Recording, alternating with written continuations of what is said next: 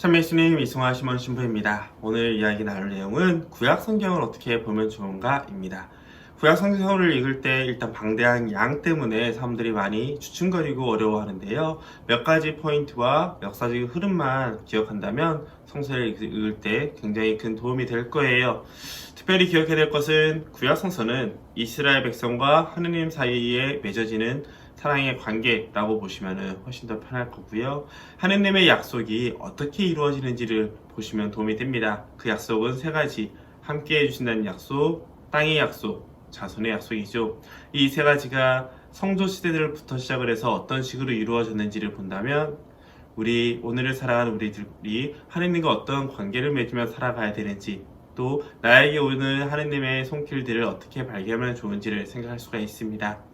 그 외에도 알아두면 좋은 포인트들이 이런 것들이에요. 예를 들어 역사서라고 해서 그 역사서가 역사를 있는 그대로 적은 것은 아니라는 것, 하느님 체험을 중심으로 썼다고 말씀을 드렸잖아요. 그러다 보니까 시간과 사건 순으로 연결되지 않았다는 사실 기억하면 좋고요. 또 예언서 할 때 예언이라고 하면 우리나라 사람들은 내가 아직 모르는 미래의 일을 미리 말하는 걸로 생각하는데, 뭐 그런 경우도 있지만 성경 안에서 예언서라는 것은 지금 이 순간 하느님의 뜻이 무엇인지를 찾아가는 말씀이라고 보시면 됩니다. 즉, 이 시대에 하느님의 뜻이 무엇인지를 발견하고 방향성을 잡아주는 그런 말이라고 이해하면 편할 겁니다. 세 번째로, 성경은 어느 순간 한 번에 딱 정리된 책이 아니라 오랜 시간에 걸쳐서 작성된 책입니다. 그러다 보니 구약성서 안에서 같은 내용이 서로 반복되기도 하고 같은 사람이 여러 가지 이름으로 등장하기도 합니다.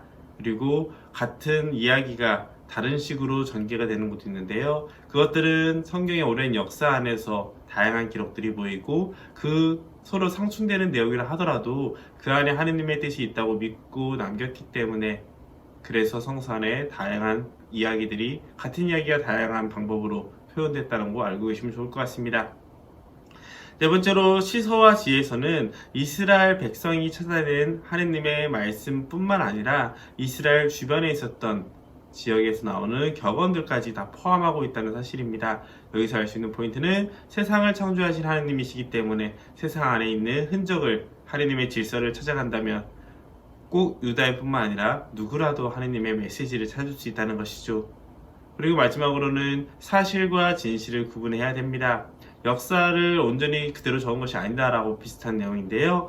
성경 말씀이 무조건 다 사실이고 있었던 일이고 과학적으로 증명이 가능하다라고 본다면 성경을 읽을 때 굉장히 큰 실수를 하는 겁니다. 오히려 성경을 기록한 사람들이 어떤 의도로 남겼느냐, 이 포인트를 중심으로 보셔야 도움이 될 거예요.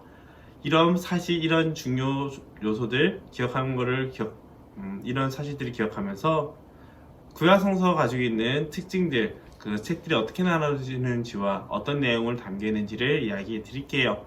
우선 맨 처음에 나오는 창세기, 타출기, 신명기, 민수기, 레위기 같은 경우는 모세오경이라고 해서 모세의 권위를 빌려 쓴 책입니다. 그래서 이것은 창조 이야기 때부터 광야에서의 사건, 이제 약속된 땅으로 들어가기 직전까지의 이야기가 담겨져 있습니다. 여기서 창조 이야기는 아주 후대 때 정리된 것으로 세상과 하느님의 관계, 인간과 하느님의 관계, 사람과 사람들의 관계, 죄와 악에 대한 문제, 이런 것들을 신학적으로 성찰하는 가운데 기록된 책이라고 보시면 될 거예요. 그래서 온전히 구약의 역사를 보려고 하면은 아무래도 아브라함 이야기부터 보는 것이 도움이 될 겁니다. 두 번째로, 역사서라는 내용이 있는데요. 가나안 입성, 즉 약속의 땅에 들어간 다음부터 이스라엘이 멸망할 때까지, 즉 통일왕국인 이스라엘 왕국이 남유다와 북이스라엘 왕국으로 나눠지고 하나씩 멸망할 때까지 이야기가 남겨둔 이야기가 역사서고요. 이건 유다인들 같은 경우는 정기예언서라고도 부릅니다. 왜냐하면 하느님의 일이 어떻게 이루어지는지를 보여준 책이기 때문에 예언의 권위를 둔다고 해요. 그래서 역사서를 볼 때에도 마찬가지로 어떤 관점으로 보느냐에 따라서 역대기 문학 혹은 신명기의 흐름으로 나누시게 됩니다. 그래서 열왕기와 역대기, 이런 같은 내용도 같은 이야기도 조금씩 차이가 벌어질 수 있다는 거 염두하시면 좋을 것 같아요.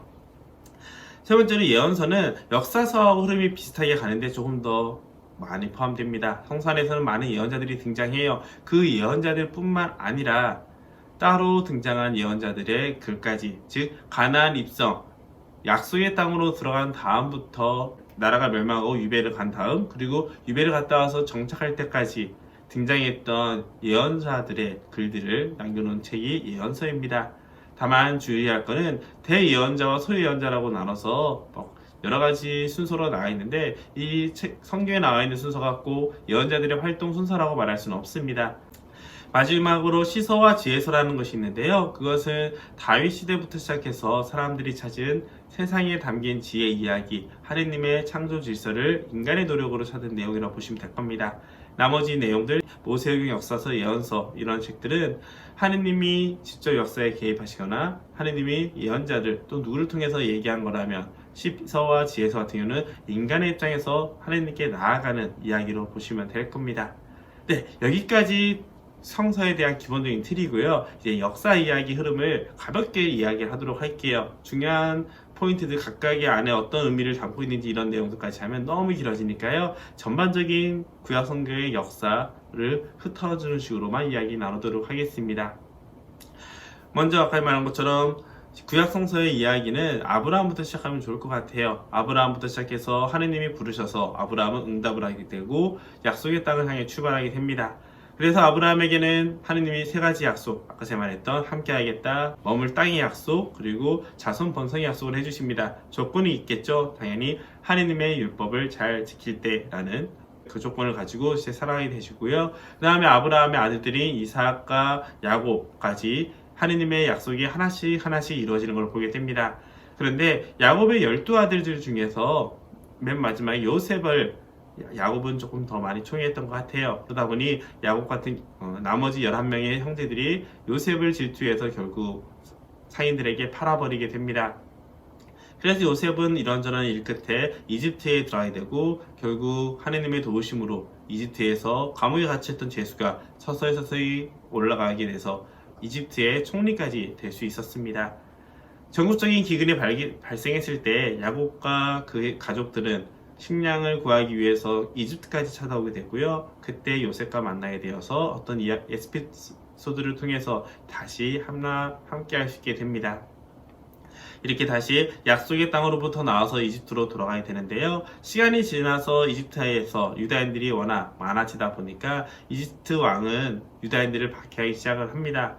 그러다 보니 이스라엘 백성은 하느님께 원망을 하게 되고, 하느님께서는 그들의 목소리를 들어 모세를 통해 이제 구원을 하게 되죠. 그때 많이 등장하게 되는 것이 이집트에 내린 10가지 재앙 이야기와 이집트 탈출을 담은 파스카 사건입니다. 그래서 이 파스카 사건은 구약에서 특히 유대인들에게, 그리고 성경 전체적으로 굉장히 중요한 내용인데요. 어둠과 악에 갇혀있는 당신 백성을 구원의 땅으로 다시 이끌어주시는 하느님의 섭리가 보여지기 때문이죠. 그것은 나중에 신약 성서에 와서 예수 그리스도를 통해서 그 파스카 사건이 재해석이 되어 우리 모든 인류를 구원하는 사건으로 바뀌게 됩니다. 광야에서, 즉 이집트를 탈출하고 가나안 땅으로 가는 과정 중에서 이스라엘 백성은 광야 생활을 하게 됩니다. 광야에서는 하느님께 십계명을 받고, 혹은 또 다른 여러 가지 유혹을 통해서 점점 정화되는 과정을 거치게 되죠. 결국 한 세대가 끝난 후 약속의 땅으로 들어가게 됩니다. 그때 모세는 함께 들어가지 못하게 되고요. 모세의 후계자인 여호수아를 통해서 이 약속의 땅 가나안 땅을 들어가게 돼요. 하지만 시간이 지나서 이스라엘 백성 같은 경우는 왕이라는 존재를 뽑지 않았어요. 그때그때 하느님께 정하면서 하느님의 계명을 지키면 그분께서 구원해 줄 거라는 희망을 가지고 있었기 때문이죠. 다만 외세의 침략이 왔을 때 판관이라고 해서 하느님의 도움을 받은, 하느님께서 파견한 사람들의 도움으로 그 민족의 어려움을 극복할 수 있었습니다. 그럼에도 불구하고 주변 나라들이 점점 왕정 체제가 이루어지자 이스라엘 백성들은 우리들도 왕이 있으면 좋겠습니다 라고 요청하게 됩니다. 기존 가지고 있었던 우리들의 왕은 유일한 하느님밖에 없다는 생각이 이제 하느님의 대리자인 왕이 필요하다라는 인식이 된 것이죠. 그럼에도 불구하고 하느님께서는 이스라엘 백성의 청을 들어주셔서 사무엘을 보내서 첫 왕인 사울을 뽑게 됩니다. 하지만 알다시피 사울은 결국 실각하게 되고 하느님의 말을 지키지 않았기 때문에 왕위에서 내려오게 되고 다윗으로 시작하여 이스라엘 왕국의 전성기가 시작이 됩니다.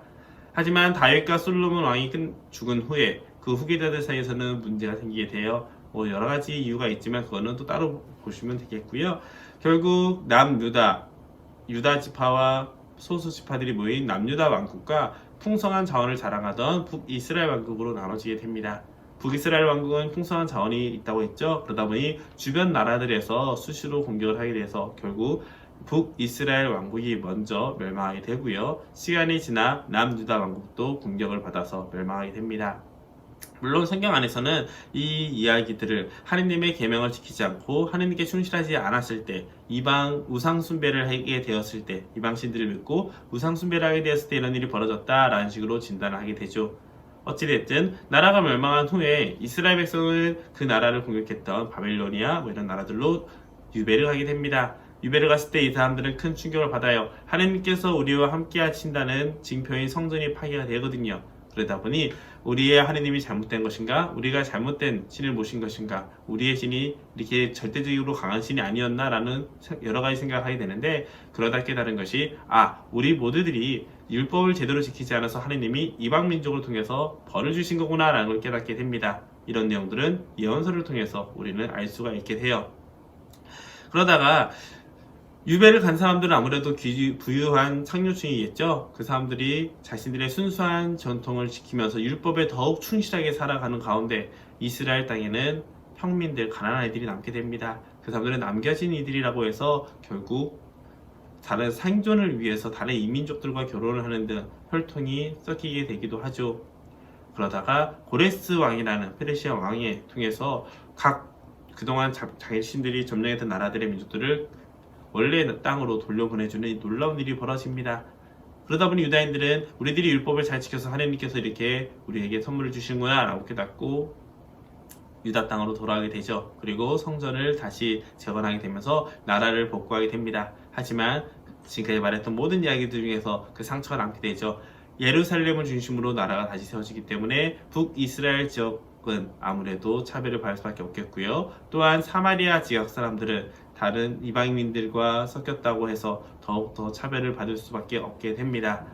결국 어찌됐든 다시 나라를 세운 다음에 하느님의 율법을 굉장히 중시하게 되었고 성전을 중심으로 살아가게 됩니다. 그렇지만 지속적으로 이민족들의 공격을 받듯 페르시아라는 나라가 멸망한 후에도 지속적으로 이민족들의 지배를 받다 보니 이들은 독립에 대한 하느님의 섭리를 통해 온전히 자유로운 나라를 꿈꾸게 되고 여러 가지 독립운동을 하게 됩니다. 최후에는 로마에게 점령을 당해서 다시 하느님을 꿈꾸는, 하느님의 나라를 꿈꾸는 메시아를 기다리는 시간이 시작이 되죠. 그 후에 우리가 알고 있듯이 예수 그리스도께서 탄생하게 됩니다. 여기 직전까지 예수님이 탄생하기 전까지의 이야기가 구약 성경의 전반적인 흐름이에요. 하지만 이 안에서 생각해야 할 부분들이 굉장히 많으니까요. 그 부분들은 하나하나 공부하셔도 좋겠고, 혹은 제가 여기 동영상 밑에 설명란에 예전에 제가 강의했던 내용 중 성경에 대해 구약 성경의 역사와 그 특징들을 설명한 내용이 있거든요. 그것도 링크를 걸어놓도록 하겠습니다. 네, 조금 길어졌네요. 오늘 또 들어주셔서 감사드리고요. 구약 성서를 통해서 하느님과 하느님 백성의 관계를 잘 돌아보면서 나와 하느님과의 관계도 살필 수 있는 그런 시간 되시기 바랍니다. 수고하셨습니다.